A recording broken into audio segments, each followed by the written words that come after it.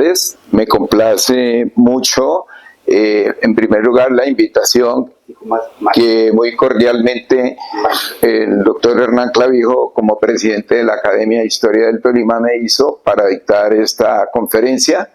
Y mucho más me complace la presencia de ustedes, porque, pues, como ya lo decía el señor Larrando, las temáticas de tipo cultural y científico no tienen miles de seguidores hacia primera instancia, sino una selectividad de personas. Bueno, ahí podemos observar la foto panorámica de lo que es el área del volcán Cerro Machín. Esto es el cráter, todo esto. Y producto de las erupciones que hubo en el pasado, en la revisión de literatura que hicimos, se dice que más o menos hace unos 830 años fue su última erupción, o sea, antes del descubrimiento de América, y que eran tan violentas como lo acaba de narrar por las informaciones que él escuchó en Norteamérica, que fue tan violento este volcán que la mayor parte de esta meseta de Ibagué, Gualanday, Chicoral y El Espinal, los geólogos han podido comprobar que los suelos tienen muchos residuos de este volcán, del volcán Machín. Empecé como investigador por hacia el año 1980 y desde esa época yo tenía la idea de hacer un estudio de diversidad florística de toda esta área y yo nunca había podido ir. Y en 3 veces hablé con el corregidor de Tapias y me ponía de acuerdo con él, y por ahí faltando 8 días me decía: profesor, no se vaya a venir por acá porque los muchachos andan por acá. Esto era un corredor de los grupos guerrilleros, y gracias, tengo que reconocerlo, a los acuerdos de paz que se llevaron en el gobierno del doctor Santos, pudimos, digamos, montar proyecto y llegar allí sin correr tantos riesgos. En trabajos realizados en otras regiones del Tolima, como por el lado de Santa Isabel, estudiando la cuenca de ríos del norte del Tolima, por el lado de Anzoátegui, nos tocó dialogar con la guerrilla para que nos permitieran hacer los trabajos. En uno de ellos nos dijeron, era un mes de febrero, y nos dijeron: déjenos aquí la información, el proyecto, y eso que ya lo habíamos socializado 3 meses antes. Fuimos allá con 2 profesores más del departamento de biología, y cuando llegamos, no, que han cambiado el comandante y que entonces él tenía que estudiar eso detenidamente. Como quiera que yo llevaba en mi morral el libro que habíamos hecho del estudio de la diversidad florística de la cuenca alta del río Conveima, que se hizo hasta el nacimiento del río Conveima, hasta el Nevado. Entonces le dije al comandante que había ahí, que tenía pinta como de caucano, le dije: mire, una evidencia de los trabajos que nosotros hacemos es esta. Le voy a obsequiar este libro para que ustedes se reúnan en sus ratos de descanso, lo lean y se den cuenta cuál es el mensaje. No, nosotros no venimos para nada a señalar puntos de nacimiento y que para vendérselo a las multinacionales, nos decían. Entonces, por fortuna, a los 3 meses o 4 meses nos llegó la autorización de llegar por allá. Entonces, yo por eso hago relevancia a esos acuerdos de paz, porque permitieron que los investigadores pudieran llegar a sitios que antes eran vedados. Bueno, debo reconocer, o lógico, debo decirlo, esto es un trabajo colectivo de 7 personas, incluyéndome yo. El proyecto se pasa con unos tesistas y entonces lo dividimos en 3 grupos. El grupo que trabajó las plantas vasculares de tipo arbóreo y herbáceo. el grupo que estudió las plantas que llamamos briófitos como musgos y hepáticas, y el que estudió los líquenes. Entonces, aquí vamos a exponer apenas lo de las plantas vasculares. En ese tema trabajaron Jonathan Cristian Núñez, que en este momento está haciendo ya semestres en México para doctorado, Daniel Felipe Morales, que también acaba de terminar maestría por allá en Brasil. Es decir, esto fue un semillero para gente que se dedicó exclusivamente al estudio de las ciencias naturales. Y el director, nosotros, yo ya me pensioné, nosotros pertenecíamos al Grupo de Investigación Biodiversidad y Dinámica de Ecosistemas Tropicales. Y el trabajo se desarrolló entre parte de 2019, 2020 y 2021. Nos cogió la pandemia.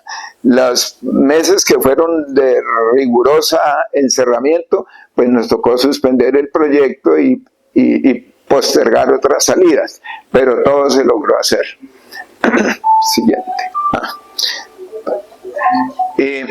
Aquí está el grupo de estudiantes del programa de Biología y Química que participaron en este estudio. Allá, al llegar a la base del volcán, existe esta pancarta, o como llamarla, tablero de Cortolima, en un sitio llamado La Primavera del volcán Cerro Machín. Siguiente. Este volcán está ubicado en la cordillera central, en la margen o vertiente oriental de la cordillera central, a 17 kilómetros de Ibagué, 17 kilómetros y 20 kilómetros de Cajamarca, que sería por aquí. La alarma, precisamente, cada vez que este volcán se reactiva, él permanentemente está activo, pero cuando muestra mayor efervescencia, entonces la alarma es bastante grande por razones de los estudios que hicieron de lo que comentaba el señor Javier, de que hay una historia bastante temerosa sobre su capacidad de explosión. Entonces, como les decía, siempre tuve la intención de hacer un trabajo ahí, porque el día que le dé por estornudar nuevamente, y muy probablemente va a destruir todo el entorno, toda la vegetación, entonces para que queden los registros históricos de lo que se ha desarrollado en todo su alrededor.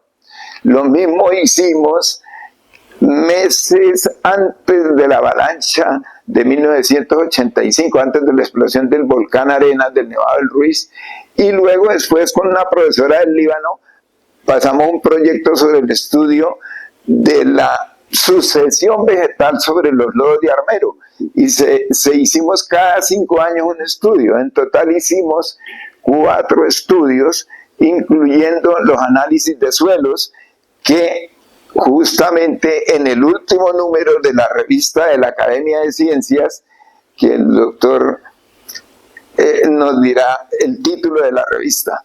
El boletín de la Academia de Historia del Tolima, pues, si lo quieren conseguir, pueden pasar al terminar la conferencia aquí al primer piso de la Gobernación y ya les entregamos un ejemplar. Sí, como recuerdo de hace 40 años, entonces hay varios temas y se cierra con el estudio de la diversidad florística de allá. Bueno, entonces, siguiente. La temperatura media es de 20 grados centígrados, la precipitación media anual de 1.150 milímetros, la humedad relativa del 85%, siempre hay alta humedad, por lo que convergen varias corrientes de viento que van hacia el Nevado del Tolima. Siguiente. Bueno, los peligros, pues, población en el área de influencia, la altitud, porque no está tan alto, es decir, la máxima altura allí de la cima es 2.750, mientras que el volcán Arenas es 5.300 allá en el Nevado del Ruiz. Siguiente. Perdón, una simple curiosidad. ¿Por qué se habla siempre, se menciona volcán de arena y el Nevado del Ruiz? No es lo mismo. ¿Cuál es este volcán de arena y el Nevado del Ruiz? Bueno, es que una cosa es el nevado son los glaciares, y el volcán es el cráter por donde pueden salir esquistos piroclásticos, ¿no? Acá hay un geólogo, Hernando. Y es por donde salió la veluza. Tan raro, mire, yo no tenía. ¿Será que se cambió? ¿Será que se cambió? Cambió. Alrededor de eso está la olleta, están otros. Mira, por ejemplo, esa no salió en la anterior, pero no hay necesidad. Ahora, esta es la que salió, ahora sigamos. Esa que salió, la desconozco. Esta es la que sigue. Sigue esta. Hagámosle a esa. Yo creo que se está saltando por allá a otra presentación. Esta. Bueno. Les decía que el volcán tiene 13.5 kilómetros cuadrados de área, ¿ya? El domo empieza a 2.400, perdón, el domo, la parte superior tiene 2.4 kilómetros de diámetro. Y la altura máxima les decía que es 2.750 metros. Siguiente. ¿Cómo llegar allá al volcán Machín, al Cerro Machín? Hay 3 rutas para llegar. La una, si uno llega hasta el Alto de Boquerón y se va hacia la derecha, a la vereda de San Simón, siguen unos túneles y luego llega a una vereda llamada Tapias. De Tapias, unos 40 minutos allá en el JIT, todo eso es destapado para llegar hasta la área del volcán. También, si uno sigue, no entra por ahí, sino que baja a Cuello, luego corona la cuesta y antecitos del primer viaducto a mano derecha hay otra bajada que es la ruta más rápida para llegar a Tapias y al volcán. Por ahí desciende hasta el río Cuello, luego asciende buen número de kilómetros y llega a Tapias. Y de Tapias se dirige hacia el volcán. Y la tercera ruta para llegar es al llegar a Cajamarca, pasa a Cajamarca y ahí justo donde ahora es la doble calzada, empieza la doble calzada a mano derecha, sigue para vereda Toche. De Toche hacia allá llega al volcán. Entonces esas son las 3 rutas para acceder al volcán Machín. Aquí en este sitio, esta es la chiva en que viajamos la primera vez porque el presupuesto aún no había salido y se nos dañaba la programación. Entonces nos fuimos en una chiva ya a las 5 de la mañana desde la calle 13 y eso llevan ahí pues ya para acá gallinas de todo eso y de aquí para arriba pues las remesas, ¿no? Aquí al lado derecho hay una finca que tiene unas tuberías que traen aguas termales de ahí de la base del volcán y tienen piscina prefabricada, ¿no? Para que los turistas lleguen allí a bañarse. Y más adelante, como unos 200 metros más adelante, hay un charco de esas aguas termales que lo administra otro señor y ahí la gente llega a bañarse especialmente de noche. Bueno, siguiente. Bueno, siguiente. Bueno, la metodología para el estudio de la vegetación o diversidad florística fue a través del montaje o levantamiento de parcelas de 1000 metros cuadrados. Cada parcela tiene 50 metros de larga por 20 de ancho, que es según los, digamos, estándares que existen a nivel internacional. Para que sea válida una investigación, lo mínimo que hay que coger es hacer una parcela de 1000 metros cuadrados. Y en zona de montaña es más complicadito. Entonces, comenzamos a nivel de 2000 metros, por acá, a hacer los muestreos. Continuamos ascendiendo y a los 2200 otro. ¿Por qué cada 200 metros sobre el nivel del mar? Porque está establecido que en la zona andina, cada 200 metros sobre el nivel del mar, la temperatura varía en 1.06 grados centígrados. Entonces, en la medida que varía la temperatura, también va variando la vegetación.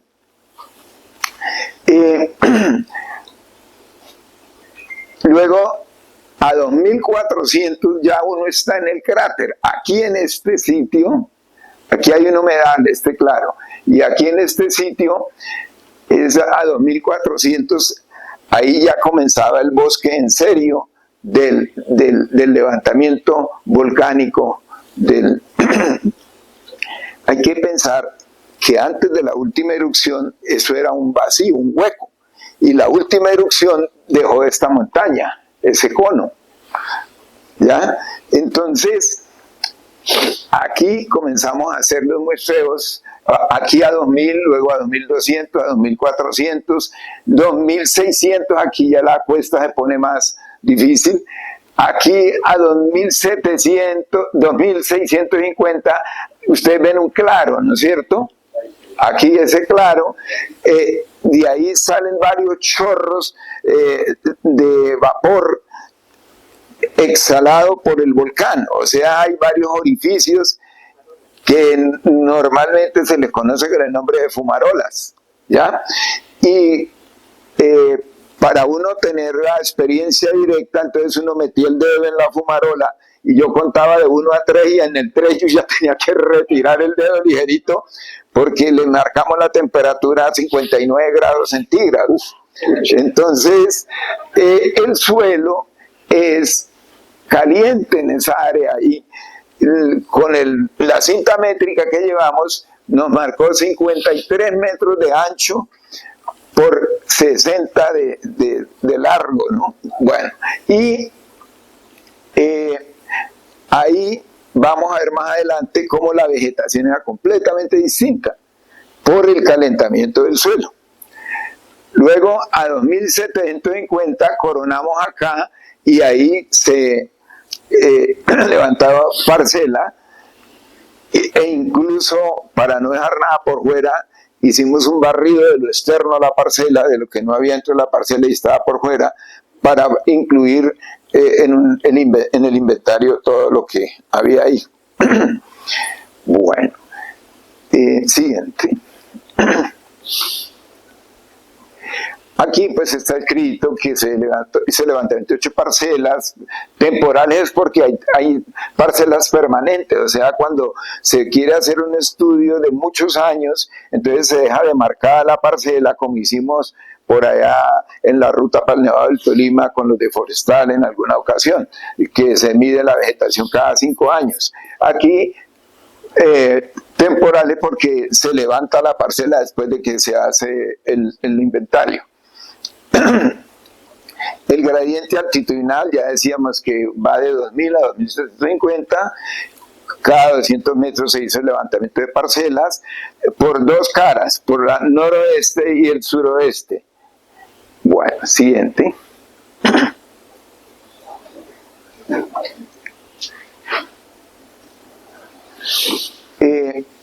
Aquí se muestra la parte superior donde están numeradas las parcelas, los puntos, por ejemplo, la parcela 6, parcela 5, parcela 4, la parcela 8 es la del domo, la de la parte superior. Por aquí, por el otro costado, parcela 2, 3, 1. Bueno, quería destacar aquí que esta es la zona que les digo donde salen vapores y que la vegetación era distinta a la del resto. Siguiente. Tratamiento de la parcela, de marcarla, entonces se comienza a hacer la colecta. La parcela, como tiene 20 metros de ancha y 50 de larga, entonces se hacen 10 carriles con viola, con fibra, y la fibra debe ser amarilla o roja, verde no porque se confunde con la vegetación. Entonces se hacen 10 carriles, cada carril de 2 metros, y cada investigador se va por cada carril, y el que está coordinando, en el caso que me corresponde a mí, yo selecciono qué muestra se va a colectar para contar cuántos individuos hay en ese carril. Y entonces en una planilla que uno tiene, una tabla acá, carril 1, entonces por el carril 1 usted cuántas encontró, que 10, por carril 2, no, nada, por el carril 3, 6, bueno, etcétera. Esos datos son muy importantes porque hay que sacar índices de diversidad, ¿ya? Y entonces para sacar, por ejemplo, uno que es muy importante, se llama el IBI, el índice de valor de importancia, ese requiere la cuantificación de todo lo que hay, y además, por cada individuo, cuando se trata de árboles, hay que medir el diámetro, el DAP, que quiere decir diámetro a la altura del pecho, pero pues como unos son más altos que otros, entonces se coloca a 1,30 de la base del tallo hacia arriba, y ahí se mide con una cinta diamétrica cuánto tiene de diámetro.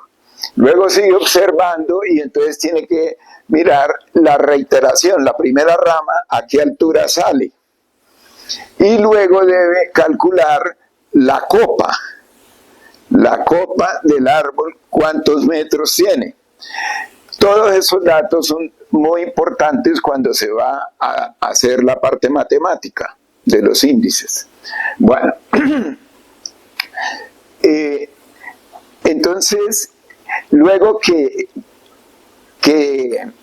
ha contado cuántos hay de cada uno, se procede a colectar se recomienda 3 muestras de cada ejemplar, de cada especie diferente, ¿no? Ahora, si yo tengo en total en la parcela, por decir algo, 140 individuos de una especie, yo no necesito coger 140 muestras, sino una muestra o de un árbol de esos, se corta con la tijera podadora 3 ramas pequeñas que quepan en una prensa que es de cartón y lleva periódico. Generalmente son 35 por 45, y se mete el periódico. Me gustaba más El Espectador por la forma que tiene el periódico, porque no hay que abrirlo, no hay que rajarlo, sino que la hoja se abre y se mete ahí la muestra. Se numera, con un marcador se numera el pliego de periódico, o sea, y debe decirse que, digamos, ponerse la fecha de la colecta, y además el número del ejemplar y las iniciales del que colectó. Y eso se procede inmediatamente con un aspersor de alcohol al 90%, se alcoholiza la muestra. Luego se hace el paquete, se amarra bien, lleva 2 cartones que permite que no se doble, y se echa en una bolsa herméticamente cerrada para evitar que los hongos le dañen la muestra. Bueno, todo eso se hace aquí donde dice número de colecta. Paralelamente, otros 2 están con datos colocando la información del sitio. Si es un bosque cerrado, si es abierto, si es una llanura, la altura del lugar y si pasa un riachuelo por ahí, si tienen el nombre, colocarlo, etcétera. Bueno, son datos y también datos morfológicos. Primero los ambientales, ¿no? Y los morfológicos es si es un árbol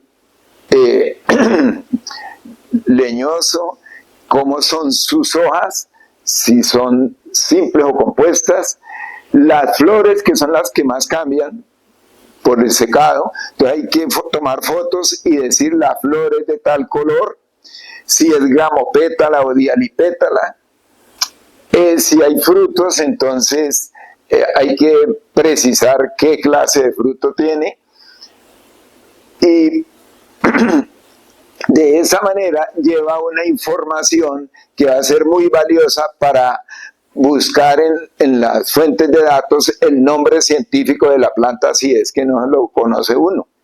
¿Ya? Bueno. Y si le llega a salir una nueva especie, pues qué bueno. Para publicarla en una revista científica tiene que reunir todos esos requisitos, ¿no? de la colecta. ¿Sí? De mi curiosidad, dentro de lo que ustedes observaron en su estudio tan minucioso y tan, pues, técnicamente científico, las muestras que encontraron son endémicas del cono volcánico, únicas, exclusivas, o también afines a otras áreas a la misma altura. Bueno, muy interesante su pregunta, sino que me está adelantando. Bueno, tranquilo. La verdad que solamente se han encontrado ahí algunas orquídeas nuevas para la ciencia. Los pisos térmicos son áreas que se rigen más por el microclima, ¿no? De la zona, la temperatura, la pluviosidad y también la fauna que exista en la zona. Porque no olvidemos que, por ejemplo, las aves son los principales dispersadores de semilla, al igual que estos animalitos que llaman curíes o que llaman guatines, etcétera. Todos esos animales silvestres son valiosísimos tenerlos allí en el bosque, porque el bosque es dinámico y no participa solamente de la vegetación, sino que va en armonía con la fauna. Y entonces el bosque necesita de la fauna y de la diversidad florística, ¿no? Bueno, ya en el laboratorio, en el herbario, entonces se hace la determinación o identificación, ¿ya? El montaje y almacenamiento en el herbario, después de que ya se ha identificado la planta, se ha determinado, entonces se lleva a un secador, a un horno secador, y esas ejemplares van, primero se incluye la información en la base de datos, y como debe haberse precisado la familia, el género, también con la especie, en muchos casos no se logra todo, en muchos casos apenas llega a familia. Entonces todos esos ejemplares, uno viaja a Bogotá, al Herbario Nacional Colombiano, al COL, y allá es donde está el banco de información florística más grande del país. Y a mí me favoreció que hice la maestría allá en el Instituto de Ciencias Naturales de la Nacional, y entonces ahí como que tiene uno más preferencia para poder entrar a trabajar. Y de esa manera despejar dudas. Y allá es donde los especialistas le van a decir si alguna de ellas es nueva para la ciencia. Como me ocurrió a la entrada de la Reserva Galilea en unas parcelas por allá, que al finalizar la tarde, 5:30, estábamos recogiendo la parcela y yo dirigía a un tesista de maestría, y en ese momento había una roca grande y cuando fui a recoger la punta del hilo, me dio por mirar debajo de la roca cuando vi como un jardincito ahí de unas planticas de flor amarilla silvestre. Eso es lo que significa CITES. Entonces, todo esto hay que consultarlo antes de publicar algo. Siguiente.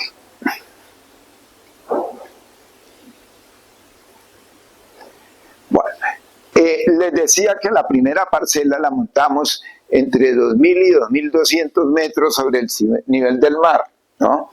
Cuando nosotros estamos, respetándolo a todos ustedes, pero como hay de diversas disciplinas acá, es bueno recordar, cuando estamos en algún sitio entre 0 y 1.000 metros, por ejemplo, si estamos en el Espinal o en Gualanday o en Girardot, nosotros estamos ahí en un piso térmico que llama bosque seco tropical, formación vegetal tropical. Dentro de ese rango de 0 a 1.000 metros puede haber bosque húmedo tropical, si estamos en la Amazonía o en el Chocó, ¿no? Si estamos en Tatacoa o en La Guajira, entonces estamos en un subxerofítico del bosque seco tropical, estamos en un área subxerofítica, o sea, de muy poca agua, un desierto, con características desérticas. Entonces, ya si llegamos a 1.000 metros, por ejemplo, me ubico en el barrio El Salado. Aquí en Ibagué el Salado está a 1.000 metros. Entonces, ahí ya cambia el piso térmico, de 1.000 a 2.000. Pasa uno Cajamarca y llega allá arriba al Alto de la Paloma, y ahí está uno a 2.000 metros en el Alto de la Paloma. Entonces, de allí, del Salado al Alto de la Paloma, por cosas que todos conocemos, estamos ya en otro piso térmico que es el subtropical. El subtropical o premontano. Y las características, cada piso térmico de esos tiene unas características desde el punto de vista de la agricultura y de la vegetación que va a encontrar, ¿no? Por ejemplo, aquí en Ibagué no se cultiva arroz, solamente allá abajo en la meseta, cuando Buenos Aires, todo eso. Pero aquí en Ibagué ya no le pegue el arroz, pero en el final no va a cultivar café, ¿ya? Entonces, en el primer piso térmico de nosotros tenemos ahí que el arroz, que el algodón, que la soya, que el maíz. Hay cultivos que son de todos los pisos. El maíz va hasta el clima frío, pero varía el tiempo para cosechar. Bueno, si estamos aquí en Ibagué, entonces estamos en zona cafetera, ¿no? Y entonces que el café, los cítricos, algunos frutales, etc. Bueno, ya cuando pasamos o llegamos a 2.000 metros, comenzamos a sentir frío, ¿no es cierto? Ya comienza a ponerse uno el saco todos los días, especialmente por la noche, y la cobija. Entonces, ahí a 2.000 metros ya comienza a cambiar fuertemente la vegetación, y eso fue lo que hicimos, muestrear a partir de esa altura, por lo que ahí empieza el cono volcánico, ¿no?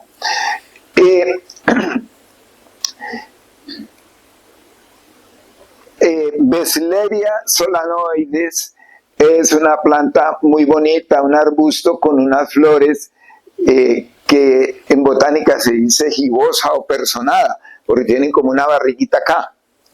Bueno, hay otra que llama erato volcánico. Santa María vulgarmente le dicen los campesinos. Esta nunca falta ahí en la cordillera, en cualquiera de las 3 cordilleras de Colombia, después de 2.000 metros, erato volcánica. Pleurotalis secunda es una hermosa orquídea, vea, una hermosa orquídea. Tagetes caracasana es la amapola común y corriente que a veces se vuelve hasta invasora. Y Govenia fasciata es otra orquídea muy bonita que no es epífita, se da en el suelo y ella va creciendo. Mientras que esta sí es Pleurotalis epífita, se da en la corteza de los árboles. Siguiente.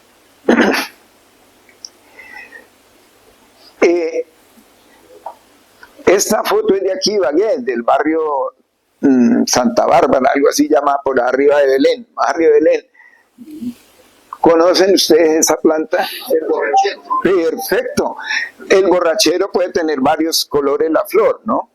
Entonces, esta es el tal Datura stramonium, el borrachero.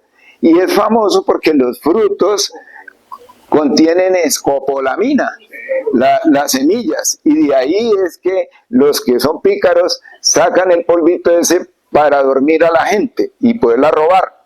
Entonces, allá donde estuvimos, siguiente. Perdón, una pregunta, disculpe lo curioso, Sí. pero tengo que aprovechar el momento científico. Esto es como un buffet, estamos intelectual. Nuestros ancestros indígenas, dado que es una planta, digamos, en algunos países sería completamente prohibida, ¿sí? Por el gran riesgo. Casualmente yo sufrí un ataque de esos, fui víctima de nuestros ancestros, nuestros indígenas, tenían el conocimiento y hacían algún uso de esta planta, digamos, algún uso específico, o por qué la sociedad, digamos, proterva, la sociedad torcida, de la cual somos parte hoy día, llegó al conocimiento del peligro que esa planta representa para todos nosotros. Bueno, todos sabemos que la sabiduría de nuestros ancestros ha sido tradicionalmente grande, sino que ellos poco de escribir, ¿no? Pero la transmiten de generación en generación, y desde luego estas plantas, miles de años ahí, ellos tuvieron que haberlas usado, y las semillas ellos mismos pudieron haber descubierto el riesgo con eso, ¿no? Sí. Y de pronto las pudieron haber utilizado para sus ritos religiosos en determinadas dosis, ¿no? Bueno. Entonces yo traje esa fotografía de esa planta a nivel urbano para trasladarnos al bosque, donde ustedes la encuentran con esta flor tan hermosa, campanulada, que es ya ese nombre ha estado rodando de Datura alba, Datura arbórea, alba por el color blanco, ¿no? Entonces, eso es una solanácea, a propósito, el borrachero es solanácea. Las solanáceas, por ejemplo, la papa, nosotros comemos mucha solanácea, la papa es una solanácea. Y también a veces tenemos en las casas o en el barrio unos arbolitos que llaman azahar de noche. Y que a las 5 o 6 de la tarde botan una fragancia fuerte y a veces muy agradable. Esa es otra solanácea. Esta familia solanáceas tiene la característica de poseer alcaloides y diferentes aromáticos, compuestos aromáticos. Siguiente. También ustedes han visto que los campesinos colectan para llevar los domingos a la iglesia o a la plaza para vender el cartucho. Santedecia es el género de eso.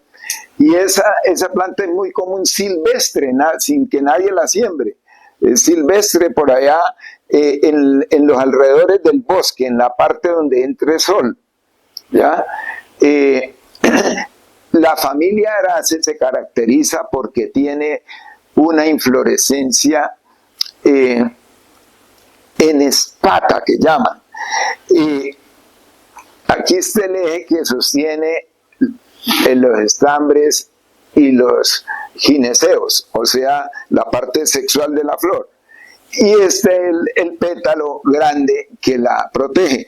Todos han regalado o han recibido anturios, ¿no? Y los han tenido en su sala. Entonces los anturios son también de esta familia Arace. Y hay aráceas miniaturas.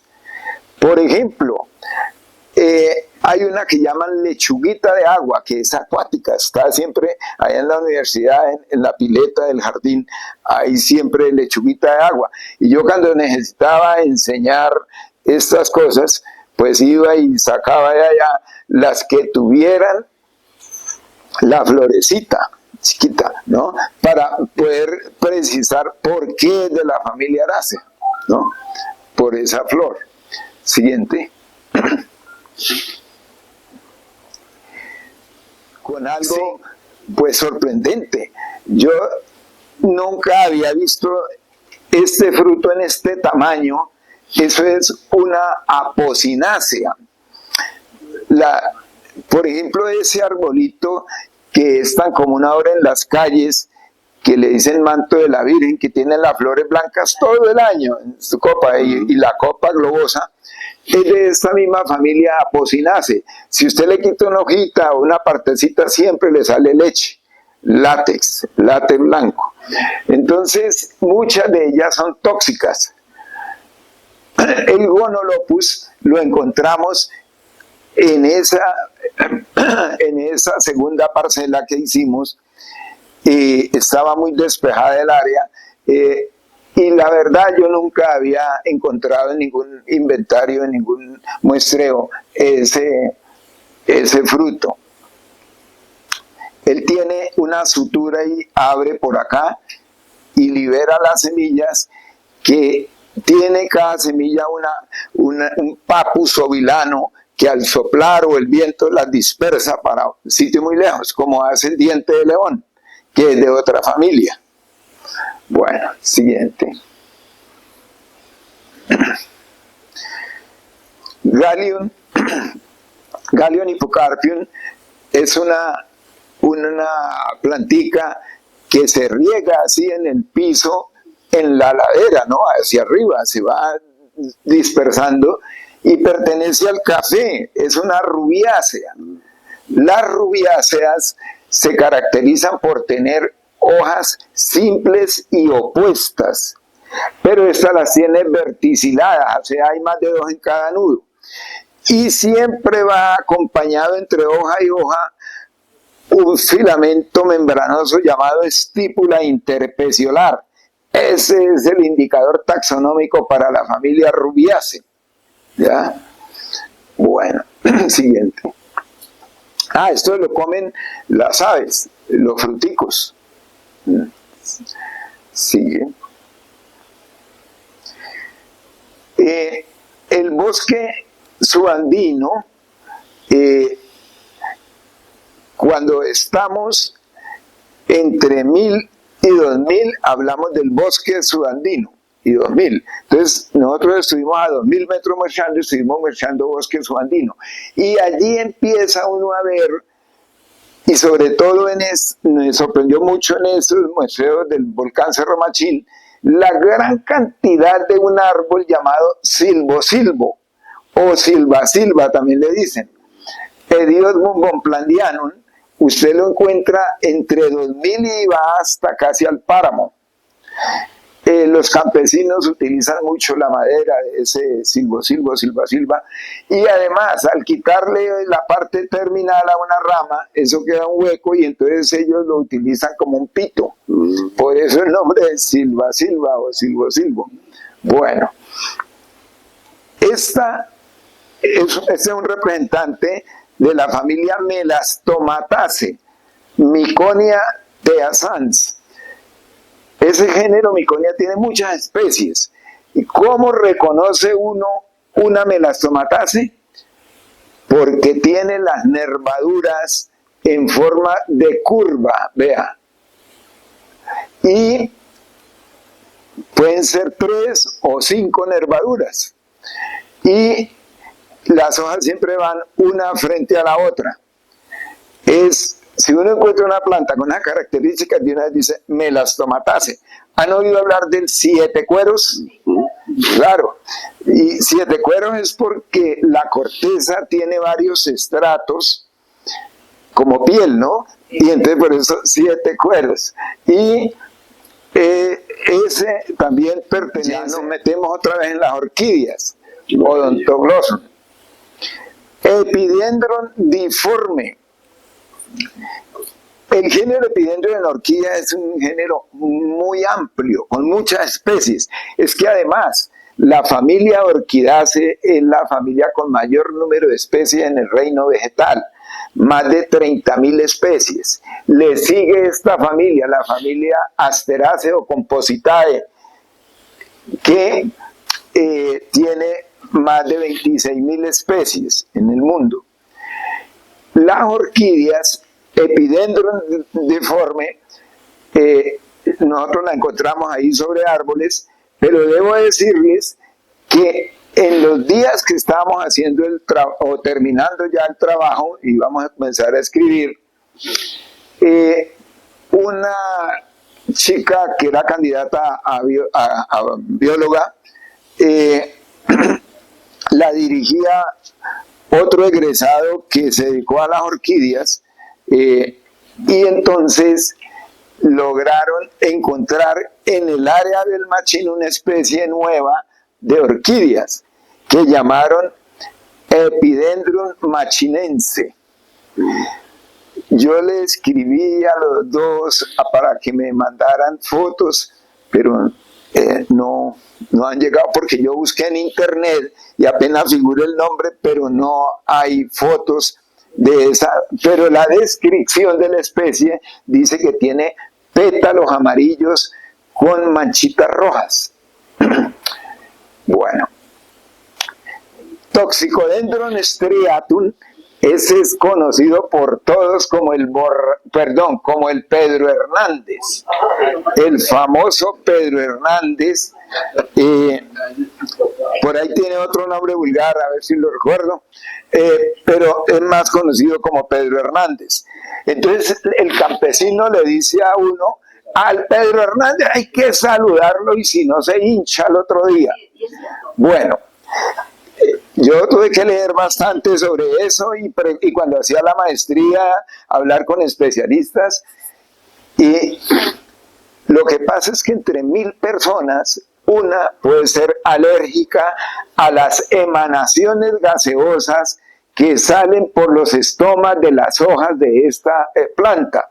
Entonces ella permanentemente está exhalando unas sustancias gaseosas para las que algunos pocos son alérgicos.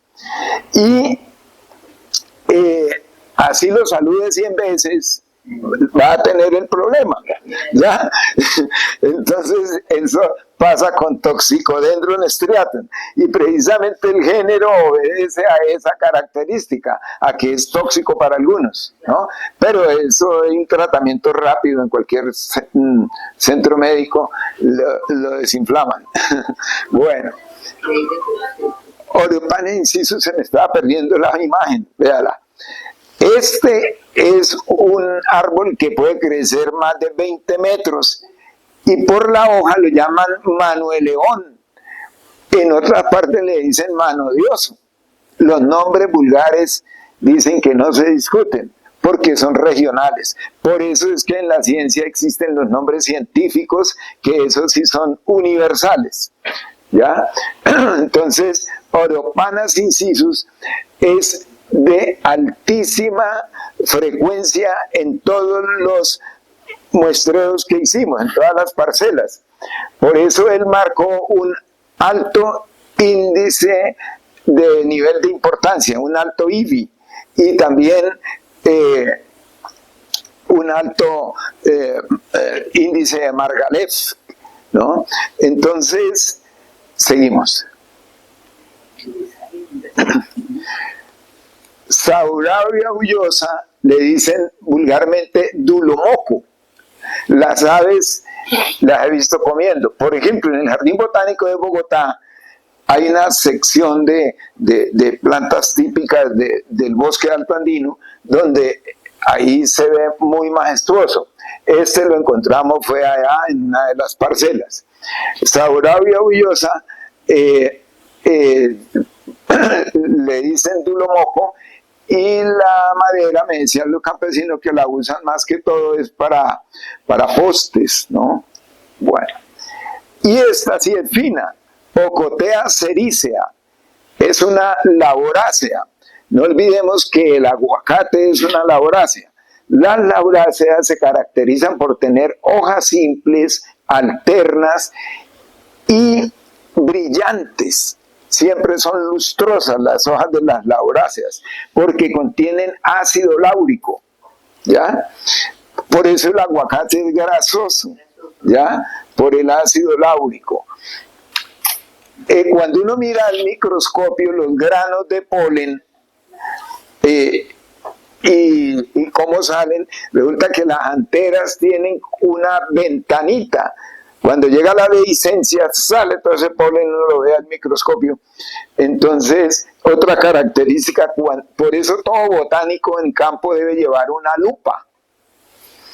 Además de llevar el GPS, antiguamente yo cargaba un altímetro que me compró la universidad en 1980, suizo, y todavía lo conservo, porque cuando lo fui a devolver me dijeron, no, eso ya está fuera de inventario. Entonces me lo obsequiaron. Entonces, pero hoy en día se usa es el GPS, porque le marca con más precisión altura y coordenadas, ¿no? El altímetro ese altímetro le marcaba la altura y la presión atmosférica. y lo hace precisamente por presión. Bueno, siguiente. Esta es la ruta para llegar arriba a la cima del volcán. Aquí ya íbamos como a 2500 ahí para arriba, y entonces ahí la escalera son las raíces de algunos árboles, ¿ya? Y hay ciertos sectores, no es que todo sea así, hay ciertos pedazos, fragmentos que hay que subirlos así con algún riesgo, y por eso a veces nos toca llevar lazo, porque se amarra, el que más hábil sube primero, lo amarra arriba y se amarra abajo, y eso le sirve a uno de pasamanos para subir, ¿no? Bueno, siguiente.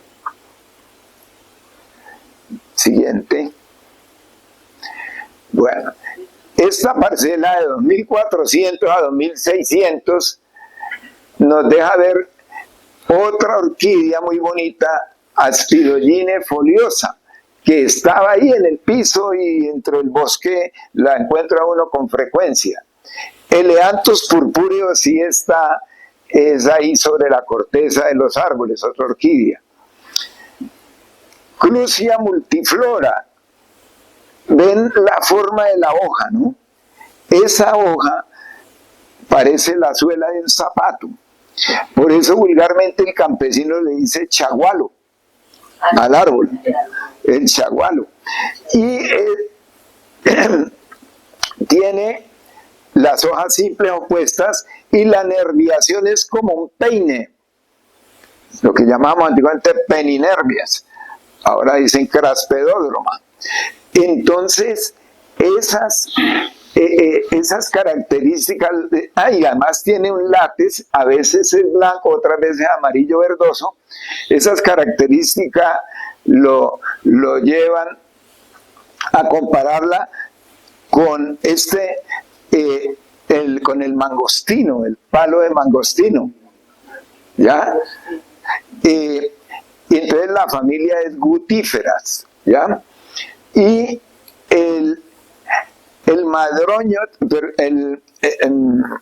a ver, hay una que le dicen mamey, el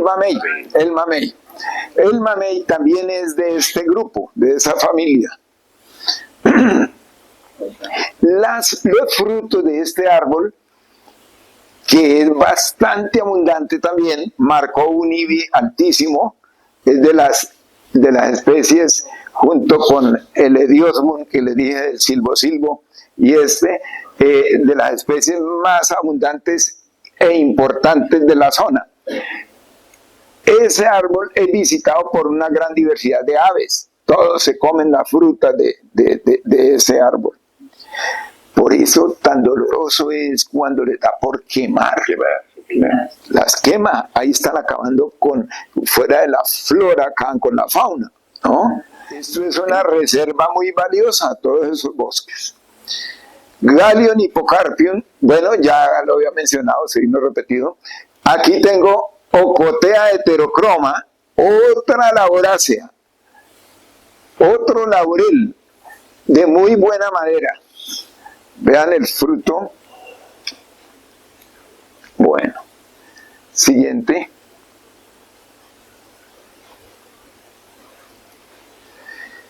Y ahora viene el que más domina todos esos bosques allá.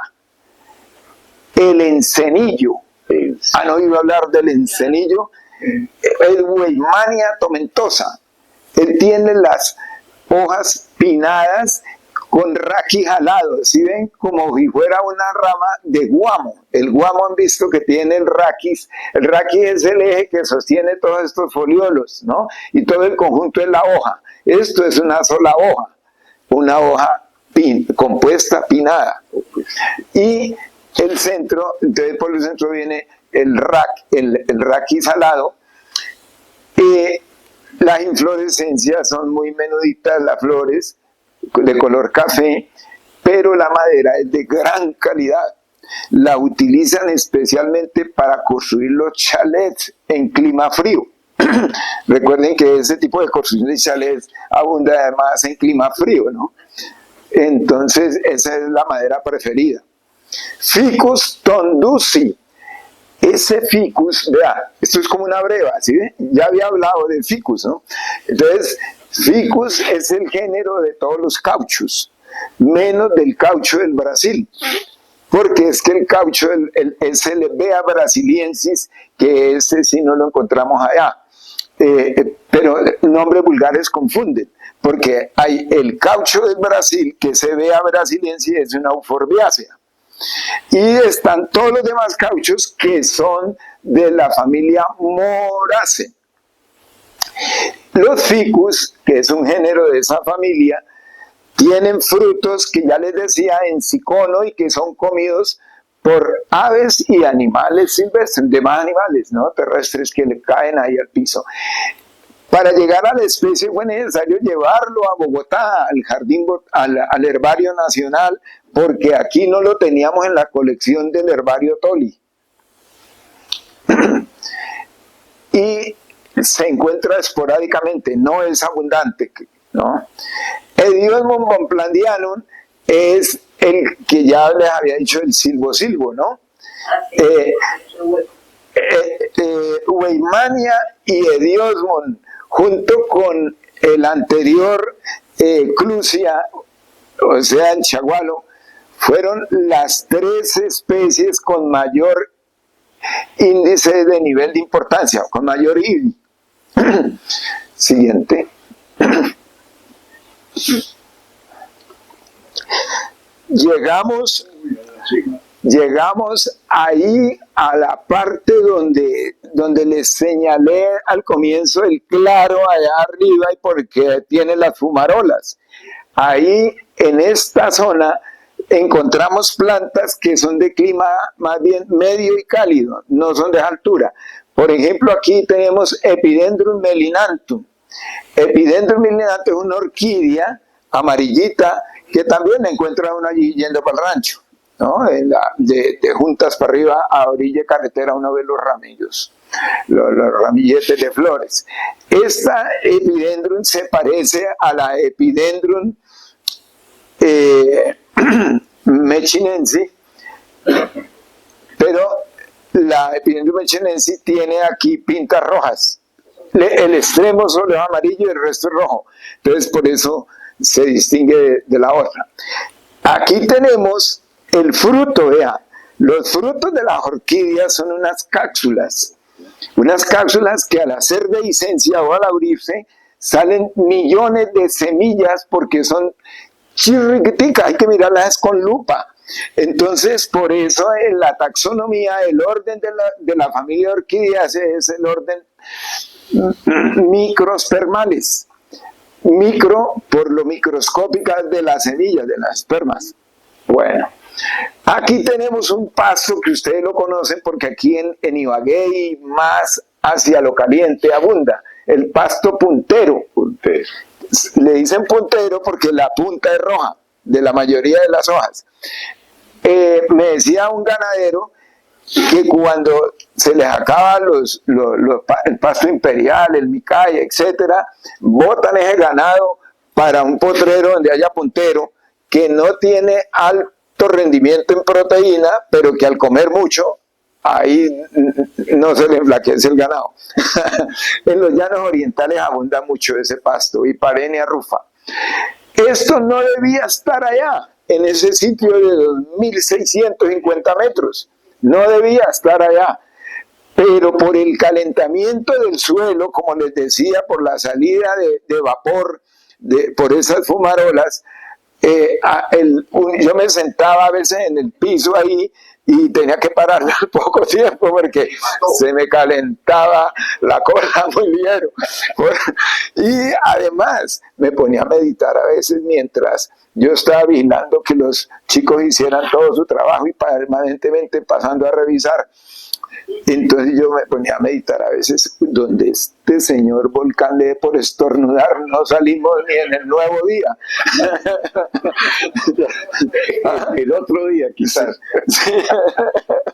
Sí, pero de verdad que uno se arriesga mucho al estar ahí, porque pues recuerden que un congreso de vulcanólogos que hubo en Pasto, ellos, obvio que el centro vulcanológico les decía cuándo podían subir allá, y fueron porque el volcán no estaba tan activo ese día, y se fueron, y cuando estaban arriba en la boca, en el cráter, estalló ese señor, y se llevó como a 8 o 10 vulcanólogos, que después no encontraron sino los esqueletos.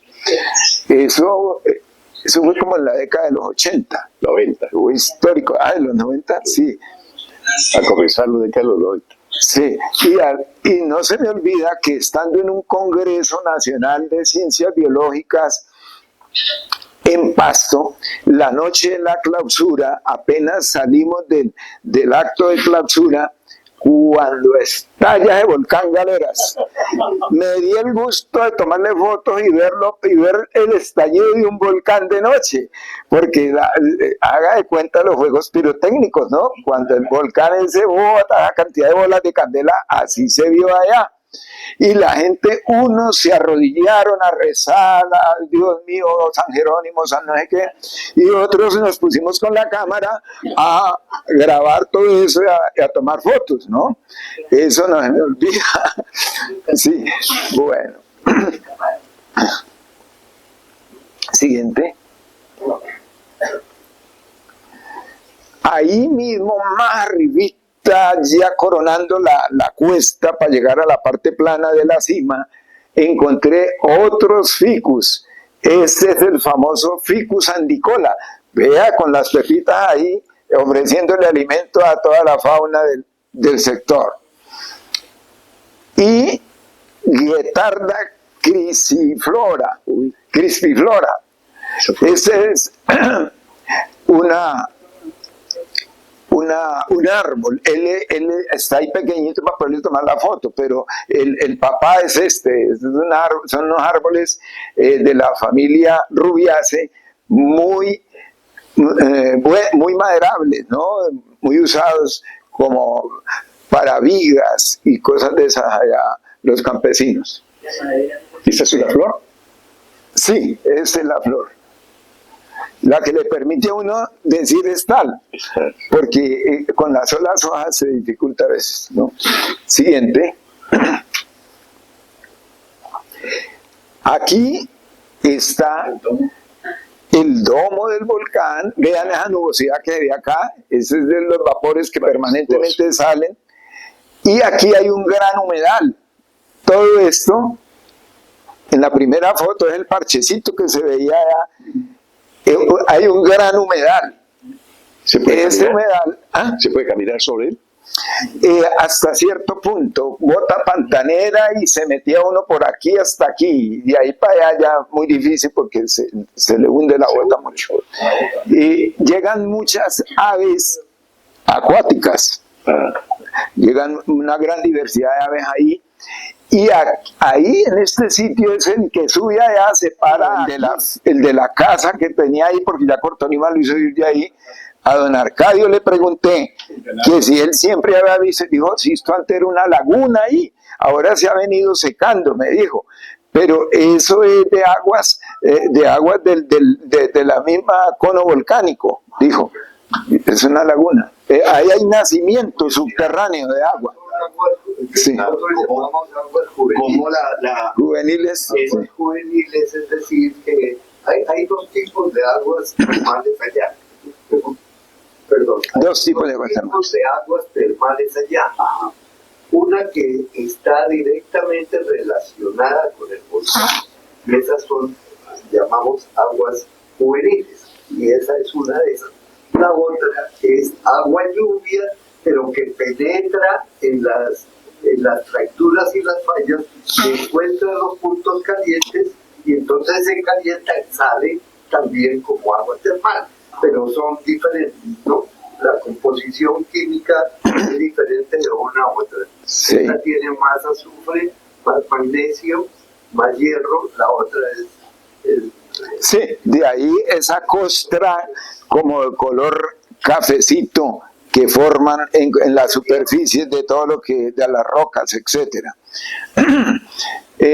Bueno, la familia más abundante aquí es la familia Ciperáceas, que tiene gran diversidad de cortaderas que llaman, y también las Juncáceas con los juncos. Hay unos que llaman volador, ¿no? Que la inflorescencia es un conito así largo que parece un volador, entonces son de las Juncáceas. Esa es la parte dominante ahí. Por aquí alcanzó a ver la palma de cera, vea. Ajá. Vea, la Ceroxylum quindihuense, que es el árbol nacional de Colombia. El padre Enrique Pérez Arbeláez, yo siempre le decía a mis alumnos, en la historia de la ciencia, no todos los sacerdotes se han dedicado solamente a pasar camándula. Un reducido grupo han sido científicos, como Mendel, las leyes de Mendel, ¿se acuerdan? El padre Enrique Pérez Arbeláez fue un gran científico. Él murió en 1972 en Bogotá, pero él había estudiado, él llegó a estudiar su área digamos, teología, y también paralelamente estudió botánica allá en Alemania. Y él vino con la buena idea al llegar a Colombia de que se eligiera un árbol representativo del país. Y él fue el que ayudó a elegir la palma de cera por ser exclusiva de aquí de Colombia, por ser nativa. Además, él es el fundador del Jardín Botánico de Bogotá. E Ibagué tiene el bosque palma de cera más grande del mundo. ¿Cómo Casi, no? casi 700.000 unidades. Sí. El que queda en Tochecito, Exacto. que queda cerca Al Machín. relativamente, sí. ¿Y sí. por qué le dicen palma de cera? Información, sí, que es un bosque más grande que incluso el de Cocora en el Quindío. sí. Nosotros tenemos la mayor área, ¿no?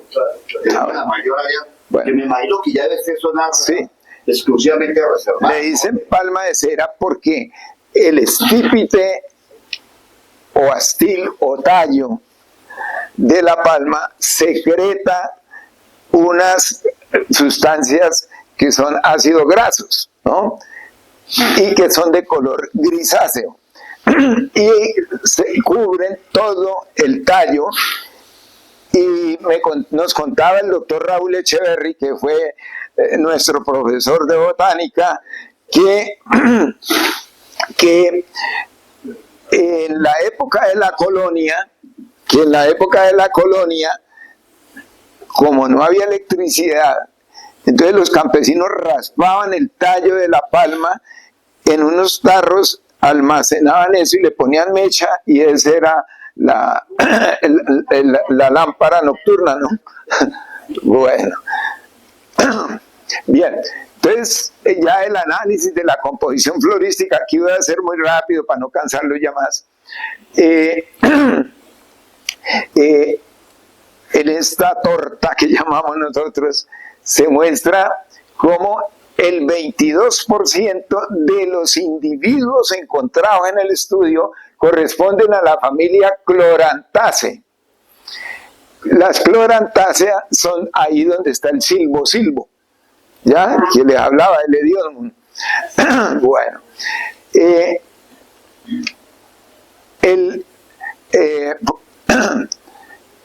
allá dice, se colectaron un total de 223 individuos, ¿ya? De esos individuos llaman morfotipos, ¿no? Botánicamente.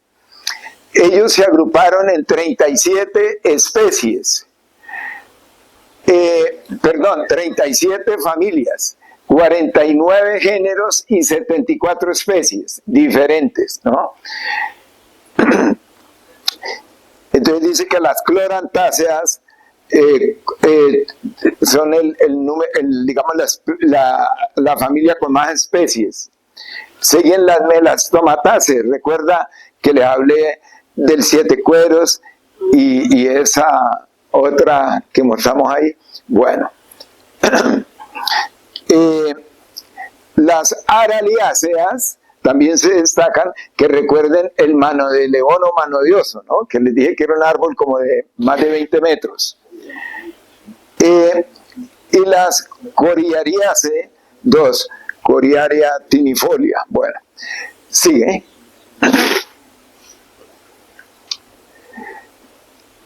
Aquí nos muestra cuántas monocotiledones, cuántas dicotiledones, cuántos helechos. Entonces, el anaranjado nos muestra las plantas dicotiledóneas, que son un 56% del estudio hecho.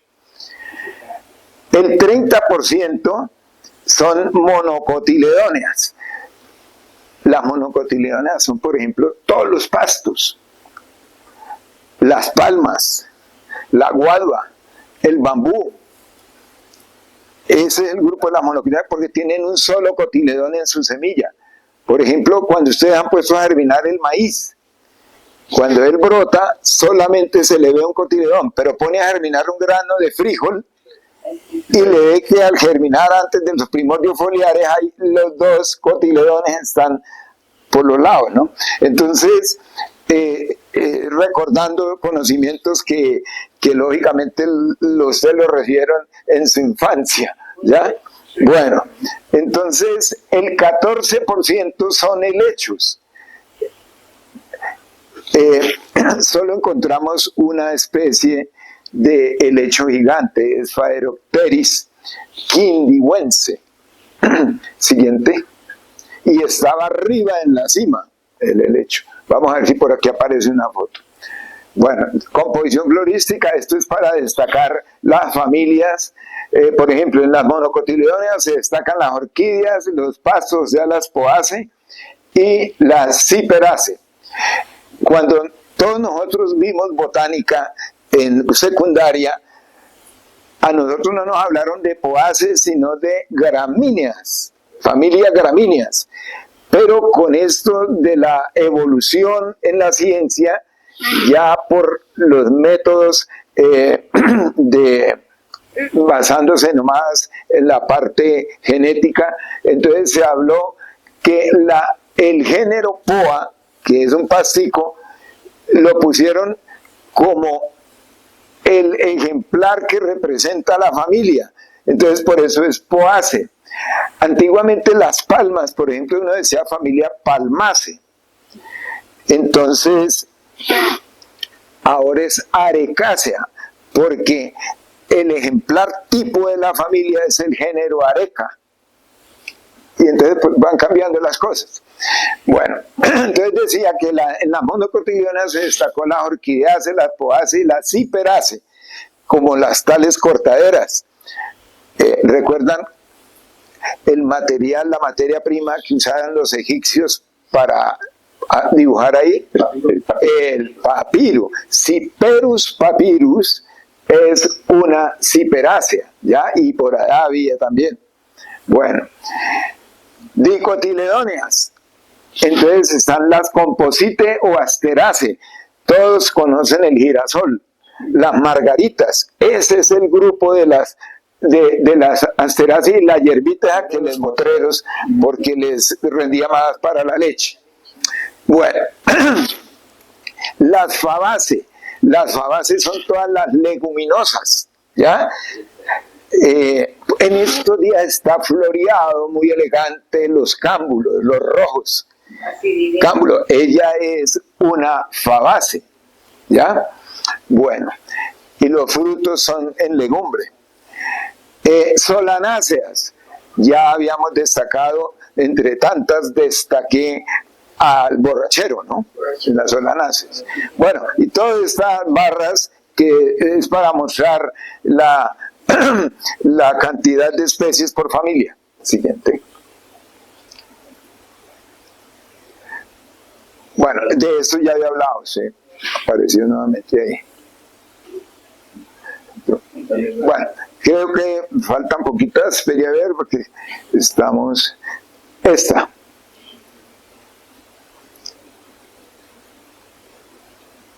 Bien.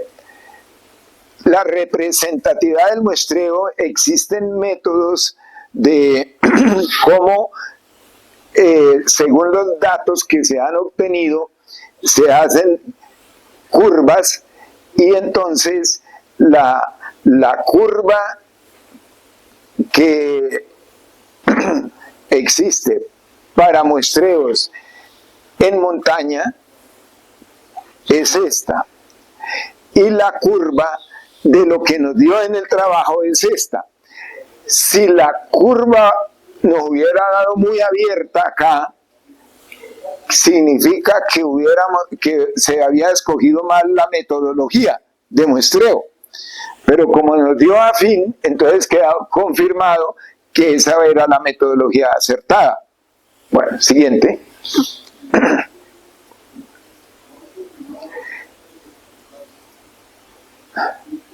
Bueno, diversidad alfa, diversidad por la hora ya no es necesario para ustedes esa. Siguiente. Bueno, les decía que esta fue una de las especies que marcó también alto índice de importancia.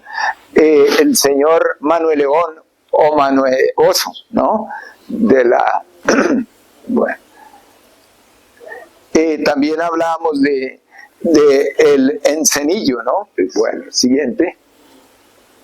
Bueno, estos son índices en diversidad beta. Se habla de diversidad alfa y beta. La alfa es cuando uno compara los diferentes grupos de plantas dentro de una misma parcela. Y la diversidad beta es para comparar la parcela 1 con la parcela 2, con la parcela 3, con la 4. Esa es la beta. Siguiente. Entonces, eso permite construir unos análisis de barras que nos muestra la similaridad, ¿ya? Entonces nos está diciendo aquí que la parcela 3 y 2, ¿qué número es este? A ver. 8. La parcela 8, o sea, la parcela de la cumbre, con la parcela 2, presentan alguna similaridad en varias especies, ¿ya? Y marca punto 30 y pico, esa similaridad. Estas parcelas, estas dos, 1 y 3, tienen más similaridad que distancia. Esta parcela 7 se conjuga más con la 1 y la 3, y la 4 con este bloque, pero con muy baja similaridad. De aquí para abajo la similaridad, de aquí para abajo pues la similaridad es nula, pero aquí la similaridad es baja. La más alta fueron estas dos, esta y esta. Bueno, aquí hay una foto del sitio de que les hablé que tienen las fumarolas, ¿no? Y por ahí se ve una palma de cera, ¿vea? Una Ceroxylum quindibuense, pero ella está retiradita de las fumarolas porque si no, no hubiera crecido ahí por el calor. Bueno, interior del bosque, bueno, zonas abiertas, sigue. Es el famoso las estalagmitas. Estalagmitas, sí. Resulta que algo que es llamativo para visitar esta zona del volcán Cerro Machín es ir hasta donde están las estalagmitas, y ellas están más bien abajo, ahí al pie de la piscina que les hablaba de aguas termales. Camina uno por ahí 10 minutos y ya está en las estalagmitas. Esas estalagmitas se definen como rocas cónicas, calcáreas, compuestas de carbonatos de calcio, que por ser cónicas, en la parte basal son anchas y en la parte superior angostas. Además, en la superficie se desarrollan algas, como estas que vemos acá, algas verdes. Se desarrollan también algunos musgos y hepáticas y líquenes, que ese es otro tema de este trabajo. Como les decía, otras tesistas trabajaron ese, y también en Bogotá nos tocó ir porque todo esto de las algas y los líquenes y los musgos y las hepáticas se trabaja al microscopio. Tuve la suerte, diría yo, de tener 9 distinciones nacionales como investigador y una internacional. La primera vez que yo gané en un Congreso Nacional de Ciencias Biológicas fue con un trabajo que hice desde Chapetón hasta el nacimiento del río Conveima, de estudio de musgos y hepáticas, lo que llaman briófitos, que son supremamente importantes desde el punto de vista ecológico, porque son los responsables del mantenimiento de la humedad y del flujo de agua, desde los bosques altos, ¿no?, hasta aquí. Entonces, en ese trabajo fue para mí pues muy meritorio, porque me motivó a seguir entusiasmado con esto, porque es que una cosa es, por ejemplo, yo reconozco aquí al doctor Hernán Clavijo, un hombre muy dedicado a su disciplina, la que él tuvo, y él fue el que armó ¿cómo es que llama? El archivo histórico del Tolima, de Ibagué, etcétera. Para que él hubiera podido hacer eso, tuvo que haber dedicado muchos fines de semana. No fue a pasear en los puentes, sino que estaba dedicado allá en su trabajo. Igual los que trabajamos en esto, nos toca que si uno tiene que cumplir un horario allá en la universidad, pues tiene que escoger son los puentes, los fines de semana y a veces vacaciones para salir a campo a hacer todos estos trabajos, ¿ya? Se requiere vocación. Y entonces, como les decía, la distinción que le gané en Bucaramanga en 1984, me motivó mucho para seguir en esa senda, ¿ya? Y no se me olvida que por esa época tenía una novia que cuando veníamos en el avión me dijo: bueno, Héctor, ya usted logró ganar en un congreso, ya usted logró satisfacer su deseo, ahora sí me da el Florimédica, más tiempo. Entonces yo le dije: vamos a ver. Pero ¿cómo? Al poco tiempo, yo ya entendiendo que me esperaba la cantaleta. Bueno, aquí la doctora Luz Aurora,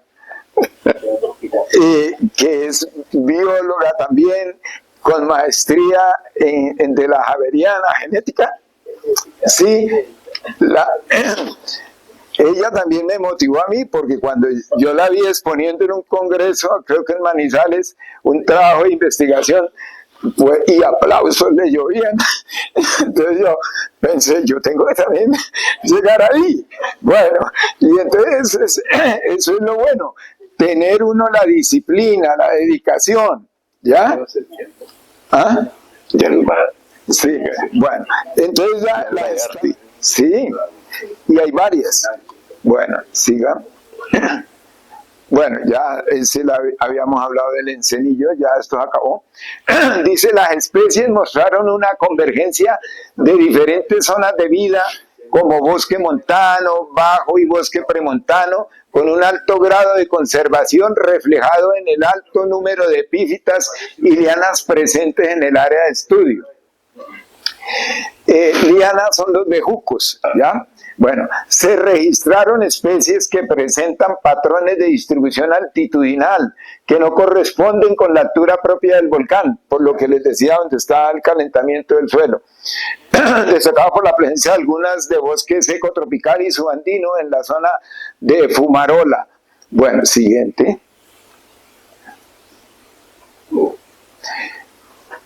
Recomendaciones. Déjela.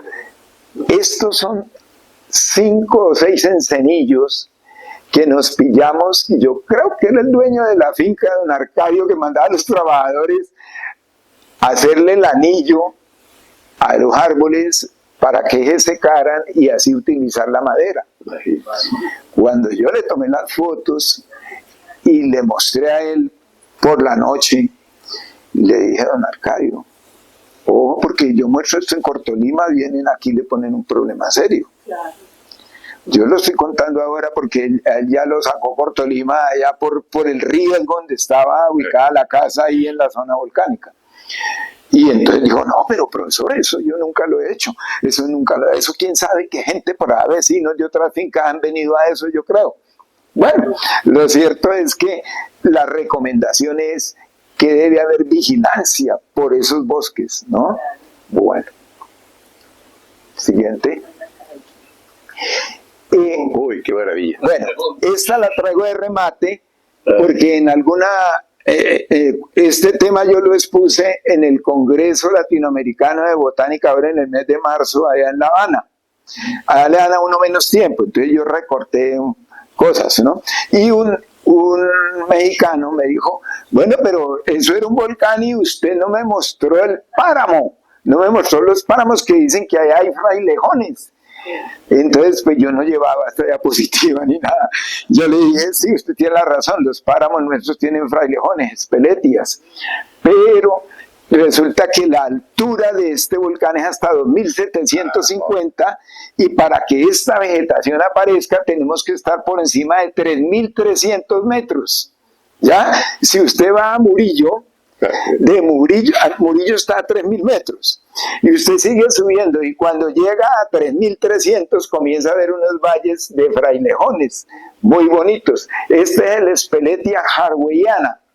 Hay más de 80 especies de espeletias en Colombia, ¿ya? Y aquí los estudiantes, esto es allá justamente en el Parque Nacional Los Nevados, cerca al Nevado del Ruiz, al volcán, está por acá, y entonces hacíamos parcelas para enseñarles a ellos a cuantificar la vegetación. Había ocasiones en que nos llovía gran escarcha y a veces había que mandar para el bus a gente que se ponía muy digamos, le daba hipotermia, sí. Y entonces hay gente que es todoterreno, que no le da mareo ni nada, pero hay muchos que aquí a esta altura no pueden ni bajarse del bus y necesitan ese oxígeno porque les da la hipotermia y les da mareo, bueno, cantidad de cosas, el soroche. Bueno, entonces aquí está el Espeletia hardweyana. Siguiente. Ya usted, la verdad. La última es esta, y aquí está el famoso pasto calamagrostis, el pajonal, es muy típico de los páramos, el calamagrostis, y usted ve unos domos así redondos de unas planticas chiquitas que son de la familia del llantén, Plantaginácea, y esta es Plantago rígida, y uno se puede parar ahí encima, y eso es una estrategia, dicen los fisiólogos, de las plantas para superar las bajas temperaturas y poder hacer la osmosis, entonces forman colonias de la misma. Ok. para darse calor entre ellas. Y aquí tenemos una muy conocida por todos, la valeriana. La valeriana tiene el olorcito típico de la valeriana. Y de ahí, recuerden que sacan extractos para el que no duerme, para el que, bueno, etcétera. Ya. Bueno. Vamos a dar las gracias. Vea, se recomienda realizar estudios de diversidad funcional para encontrar relaciones entre la diversidad vegetal y factores ambientales como humedad, temperatura del suelo, temperatura media anual, precipitación y composición del suelo. Por ejemplo, el tema que el doctor Adanos nos ilustró sobre el posible origen de esa laguna, ¿no? Del humedal. Recomendamos una vigilancia más estricta de los bosques por parte de Cortolima, ya que se evidencia tala de árboles recientes, además de realizar planes de reforestación con especies nativas que proporcionen alimento a nuestra fauna. Se deben concientizar los pobladores del área del volcán. ¿Por qué escribí eso? Porque ahí arriba, coronando para llegar al volcán, hay una amplia área con unas especies de árboles que son de por allá de la India y que no dan alimento acá para nuestra fauna. Además, han metido hasta pinos, araucarias. Eso es completamente exótico y eso no le proporciona alimento a nuestra fauna. Entonces, sí, yo me quedé aterrado. Yo les dije en Cortolima, bueno, pero ¿quién dirigió ese proyecto? ¿Cómo así? Eso no se puede, por favor. Cuando vayan a hacer una cosa de eso en la universidad, estamos a la orden para asesorar.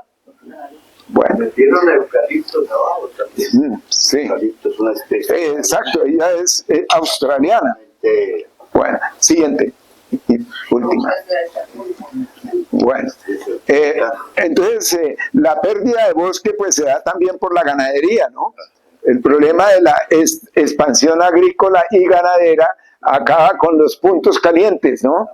Prioridad de conservación.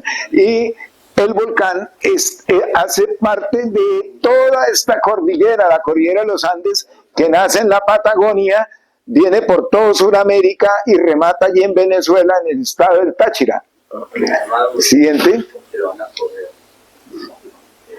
Bueno, los agradecimientos primero a todos ustedes, a la Academia de Historia del Tolima.